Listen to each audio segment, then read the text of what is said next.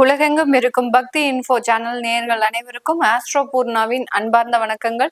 இன்னைக்கு நாம பார்க்கக்கூடிய சிறப்பு பதிவு சுக்கிரனுடைய பயிற்சி. சுக்கிரனாகப்பட்டவர் கும்ப ராசியிலிருந்து மீன ராசிக்கு உச்சம் பெற்று வரக்கூடிய மார்ச் மாதம் 2ஆம் தேதி பயிற்சி ஆகிறார். இந்த மீன ராசியில் உச்சம் பெறக்கூடிய இந்த சுக்கிரனாகப்பட்டவர் கிட்டத்தட்ட ஒரு 27 நாட்களுக்கு அந்த மீன ராசியில உச்சம் பெறார். இந்த 27 நாட்களும் ஒவ்வொரு ராசி என்பரும் பெறக்கூடிய மாற்றங்கள் பலன்களை பற்றி தான் இந்த பதிவுல நம்ம தெளிவா பார்க்க போறோம். இந்த சுக்கிரனாகப்பட்டவர் ஒவ்வொரு ராசி என்பர்களுக்கும் குறிப்பிட்ட ஒரு வருமானத்தை குறிக்கக்கூடிய ஒரு கால நேரமாக இருக்கும். ஏன்னா சுக்கிரனுடைய தசா புத்தி அப்படின்னு சொன்னாலே ஒரு ஆடம்பர வாழ்க்கை, வருமானத்தை குறிக்கக்கூடிய ஒரு கிரகம், மாத வருமானங்களை குறிக்கக்கூடிய ஒரு கிரகம் தான் நம்ம ஜோதிட ரீதியாக சொல்ல போறோம். அது உச்சம் பெறக்கூடிய இந்த காலகட்டத்துல எல்லா ராசி என்பர்களும் என்ன மாதிரியான பொருளாதார சூழ்நிலையை அனுபவிக்க போறாங்க அப்படின்றத இந்த பதிவுல தெளிவா பார்க்க போறோம். இந்த சேனலை முதன்முறையா பாக்குறீங்க அப்படின்னா சப்ஸ்கிரைப் பண்ணிக்கோங்க, பெல் பட்டன்ல ஆல் ஆப்ஷன் சூஸ் பண்ணிக்கோங்க. மகர ராசி என்பர்களுக்கு சுக்கிரனாகப்பட்டவர் உபஜயஸ்தானமான அந்த தைரிய வீரிய ஸ்தானம் 3ஆம் இடத்திற்கு பயிற்சி ஆகிறார், உச்சம் பெறார். 3ஆம் இடம் அப்படின்றது ஒரு மிகப்பெரிய ஒரு வலிமையை கொடுக்கக்கூடிய ஒரு ஸ்தானம் தான்.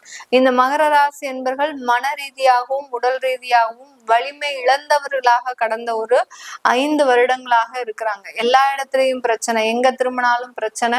அடுத்து பாத்தீங்கன்னா எந்த வேலைக்கு போனாலும் பிரச்சனை, வேலையில ஒரு நிரந்தர தன்மை இல்லை, தொழில் ரீதியான நஷ்டங்கள், தொழில் ரீதியான கடன்கள், உறவுகள் மத்தியில அவமானம், ஏளனமான பேச்சுக்கள், அடுத்து பாத்தீங்கன்னா உறவுகளை இழந்து நிர்கதியாக நிற்கிறது. இப்படி நம்ம அடுக்கடுக்கா அடுக்கிக்கிட்டே போலாம் மகர ராசி என்பர்களை பொறுத்த மட்டுக்கும். இதுல எல்லா விதமான பிரச்சனைகளையும் வைத்திருப்பவர்கள் இந்த மகர ராசி என்பர்கள் தான். ஆனா இப்ப எதெல்லாம் சொன்னனோ அது எல்லாமே கண்டிப்பாக இருக்கும். இதுல ஏதாவது ஒண்ணு இல்லை அப்படின்னா அவர்கள் மகர ராசி என்பர்களே கிடையாது, உங்களுக்கு ராசி தப்பா குறிச்சிருக்கிறாங்கன்னு அர்த்தம். அந்த அளவுக்கு எல்லா விதமான பிரச்சனைகளையும் அனுபவித்து வலிமை இழந்து தன்னுடைய வாழ்க்கையில இனிமேல் இழக்கிறதுக்கு எதுவுமே இல்லை அப்படின்ற அளவுக்கு இருக்கக்கூடிய இந்த மகர ராசி என்பவர்களுக்கு இந்த சுக்கிரனுடைய பெயர்ச்சி ஒரு ஒரு தொடக்கமாக தான் இருக்கும். அதாவது 7.5 சனி முடிந்து ராகுவினுடைய சூழ்நிலைகள், அதாவது 2ஆம் இடத்துல ராகு இருக்கக்கூடிய ஒரு சூழ்நிலை மிகப்பெரிய ஒரு ஆபத்தான ஒரு சூழ்நிலை. 2ஆம் இடம்ன்றது தனஸ்தானம், அதாவது எங்க கை வச்சாலும் பொருளாதாரத்துல கை வைக்க கூடாது, தன்னுடைய வருமானத்துல கை வைக்க கூடாது அப்படின்ற மாதிரியாக தான் அந்த வருமானத்திலேயே கை வச்சுட்டாரு அந்த ராகு பகவான். எந்த அளவுக்கும் ஒரு நிரந்தர ஒரு வருமானம் இல்லை. எங்க போய் ஊர் தேசம் எந்த இடத்துக்கு போனாலும் சரி, அந்த இடத்துல ஒரு வருமானம் இல்லாமல் ஒரு பினான்சியல் ரீதியான சில நிதி நெருக்கடிகளை அனுபவிச்சுட்டு இருக்கக்கூடியவர்கள் இந்த மகர ராசி என்பவர்கள். இவர்களுக்கு 3ஆம் இடத்துல இருக்கக்கூடிய அந்த சுக்கிரனாகப்பட்டவர் மிகப்பெரிய ஒரு அபாரமான ஒரு வளர்ச்சியை கொடுக்கக்கூடிய ஒரு ஸ்தானமாக இருக்க போகுது. இந்த இடத்துல உங்களுக்கு பொருளாதார வளர்ச்சி ஏற்படலை அப்படின்னா உங்களுடைய ஜாதகமே முழுமையா தவறா இருக்குன்னு அர்த்தம். நீங்க மகர ராசி கிடையவே கிடையாது அப்படின்ற அளவுக்கு தான் இருக்கு. ஏன்னா இந்த கோச்சார நிலவரம் அப்படின்றது மிகப்பெரிய ஒரு அற்புதமான ஒரு நிலவரம். உங்களுடைய இந்த மகர ராசி என்பர்களினுடைய 5ஆம், அதாவது பூர்வ புண்ணிய ஸ்தானாதிபதியே அந்த சுக்கிரனாகப்பட்டவர்.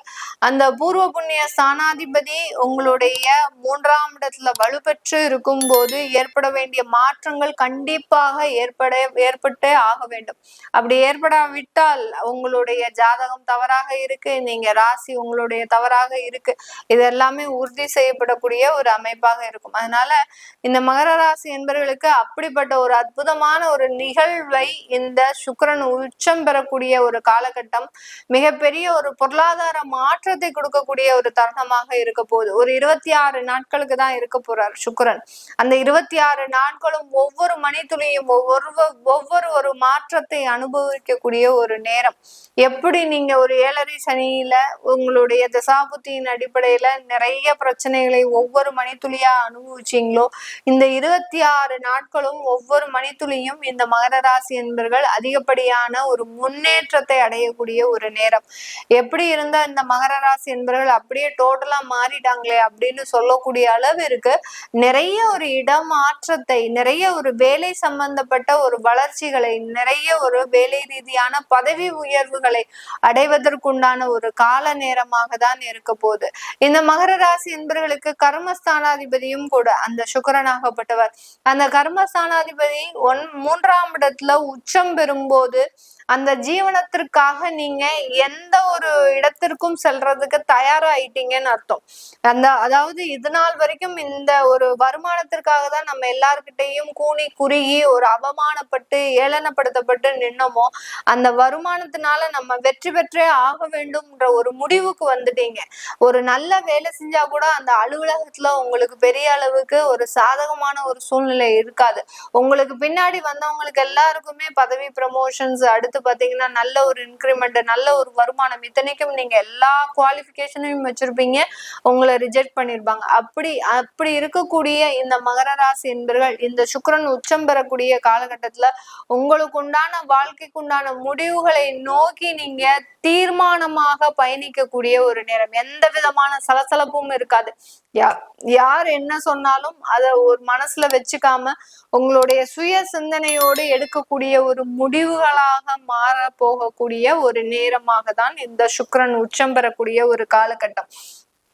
வெளிநாட்டுல இருக்கக்கூடியவர்கள் இந்தியாவுக்கு வரணும், திரும்ப வரணும் அப்படின்ற ஒரு நிலை வந்தா கூட அது கடைசி நேரத்துல மாறக்கூடிய ஒரு தருணம்.